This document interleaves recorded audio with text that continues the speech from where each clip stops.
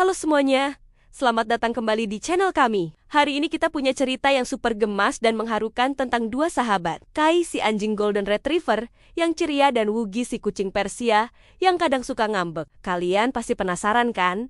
Gimana sih cara Kai yang super sabar ini menghadapi Woogie kalau lagi mode cemberut? Yuk kita simak bareng-bareng. Jadi, ceritanya dimulai di suatu pagi yang cerah. Biasanya, pagi hari adalah waktu favorit mereka berdua. Kai akan bangun duluan, menggoyangkan ekornya dengan semangat, lalu membangunkan Woogie dengan jilatan lembut di kepalanya. Tapi pagi ini beda. Woogie sepertinya lagi nggak mood. Dia cuma meringkuk di sudut sofa.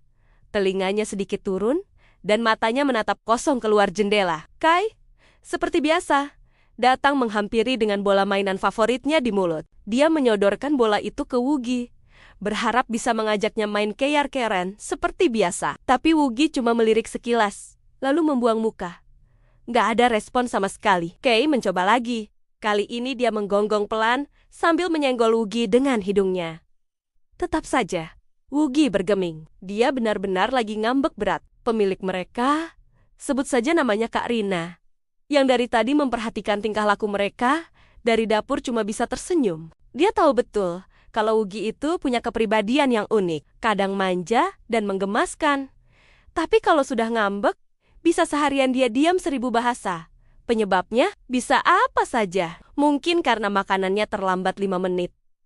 Atau mungkin karena tidurnya semalam terganggu suara berisik dari luar. Siapa yang tahu isi hati seekor kucing? Melihat sahabatnya diabaikan, Kai tidak menyerah begitu saja. Disinilah keunikan Kai mulai terlihat. Dia nggak terus-terusan memaksa Woogie untuk bermain. Sebaliknya, Kai melakukan sesuatu yang tidak terduga. Dia pergi ke tempat tidurnya, mengambil selimutnya yang paling lembut, lalu dengan hati-hati membawa selimut itu dan meletakkannya di samping Woogie. Setelah itu, Kai berbaring di sebelah Woogie, tapi menjaga jarak, seolah-olah memberikan ruang pribadi untuk sahabatnya itu. Dia tidak menyentuh, tidak menjilat, hanya dia menemaninya. Ekornya yang biasanya bergoyang heboh, kini hanya bergerak pelan, seakan berkata, "Aku di sini kok." Kalau kamu butuh teman.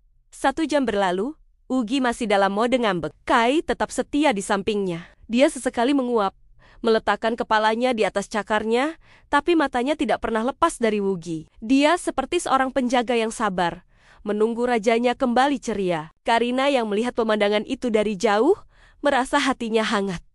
Persahabatan mereka benar-benar tulus. Tiba-tiba, Kai bangkit. Dia berjalan pelan ke dapur, di mana Karina sedang menyiapkan makan siang. Kai menyenggol kaki Karina pelan, lalu menatap ke arah tempat snack favorit Woogie disimpan. Seolah memberi kode, "Kak, mungkin Woogie lapar, coba kasih camilan kesukaannya." Kak Rina mengerti. Dia mengambil beberapa potong snack ikan tuna kering, makanan yang tidak pernah bisa ditolak oleh Woogie. Kak Rina berjalan mendekati sofa, tapi Kai menghentikannya dengan gonggongan pelan. Kai kemudian mengambil snack itu dari tangan Kak Rina dengan mulutnya, lalu membawanya sendiri ke hadapan Woogie. Dia meletakkan snack itu dengan sangat hati-hati, tepat di depan hidung Woogie. Ajaib, hidung Woogie mulai bergerak-gerak. Aroma ikan tuna yang menggoda sepertinya berhasil menembus benteng pertahanan ngambuknya. Woogie mengangkat kepalanya perlahan. Matanya yang tadi sayu kini mulai berbinar. Dia melirik ke arah Kai, lalu ke snack di depannya. Kai hanya diam, menatap dengan penuh harap. Akhirnya, setelah beberapa detik yang terasa seperti selamanya, Woogie mulai memakan snack itu satu persatu. Kai yang melihatnya langsung menggoyangkan ekornya dengan cepat, menunjukkan kebahagiaan yang luar biasa. Misinya berhasil. Setelah camilannya habis, Woogie tidak langsung kembali ceria. Tapi ada perubahan besar. Dia tidak lagi membuang muka. Dia mulai membersihkan dirinya, menjilati bulu-bulunya. Sebuah tanda bahwa dia sudah mulai rileks. Kai melihat kesempatan ini, kembali beraksi. Kali ini, dia tidak membawa bola. Dia malah mengambil mainan tikus kecil berbulu milik Woogie. Mainan yang paling Woogie sukai sejak dia masih kecil. Kai meletakkan mainan itu di dekat cakar Woogie, lalu mendorongnya pelan dengan hidungnya. Woogie melihat mainan itu, lalu menatap Kai.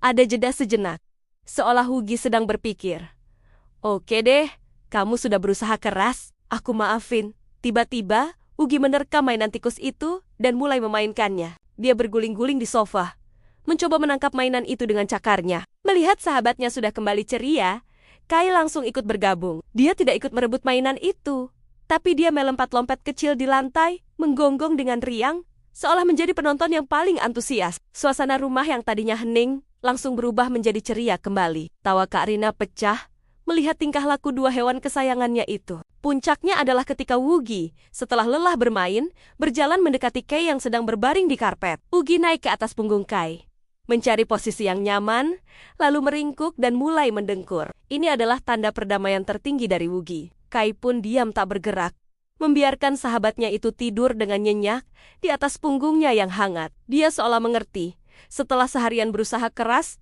inilah hadiah terbaik yang bisa dia dapatkan. Dari cerita Kai dan Wugi ini, kita bisa belajar banyak hal.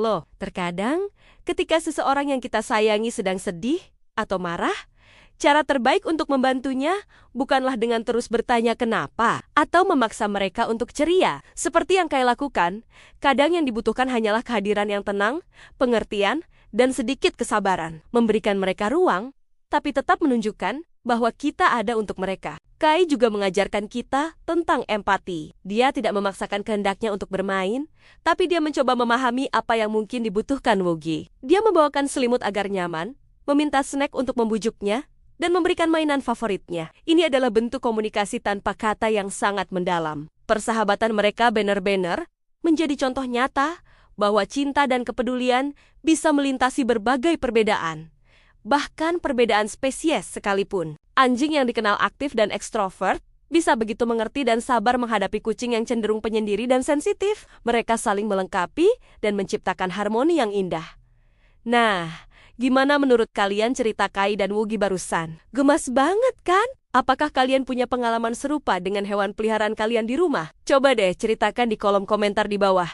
Kami penasaran banget, ingin membacanya. Jangan lupa untuk like video ini kalau kalian suka, dan subscribe channel kami, agar tidak ketinggalan cerita-cerita seru dan mengharukan lainnya. Terima kasih sudah menonton, sampai jumpa di video berikutnya. Dadah!